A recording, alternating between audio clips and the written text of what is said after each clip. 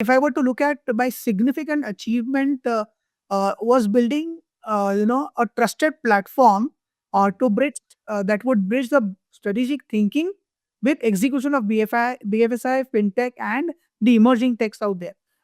So when I look at the digital transformation roadmaps that I was able to create, which were more regulatory compliant at the same time customer centric. So those initiatives and those uh, projects which I have handled, I think they are very, very satisfying for me. And in the entire process, again, the RPA has been very, sort of the go-to partner for me in the entire thing.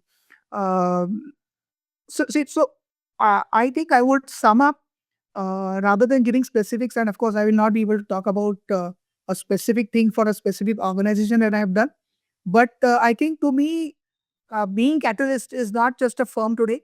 I had this philosophy of being a catalyst to bring about a change with clarity and conscience, and that's what I'm proud of, I would say. I think so. If you look at the evolution in the banking sector, I would say it is nothing short of a revolutionary change and evolution that has happened.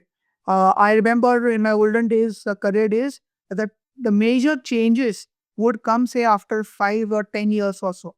And today the major changes comes unfortunately after every 10 days. I'm not exaggerating, but that is what the scenario is. Do you have intelligent customer service through chatbots or virtual assistants and things? So these are the things that are actually making you very relevant. Now, if you look at in my journey overall, I've been able to integrate all the digital channels in few institutions, including mobile apps, the UPI, the internal automation of credit processes, audit processes, all of those.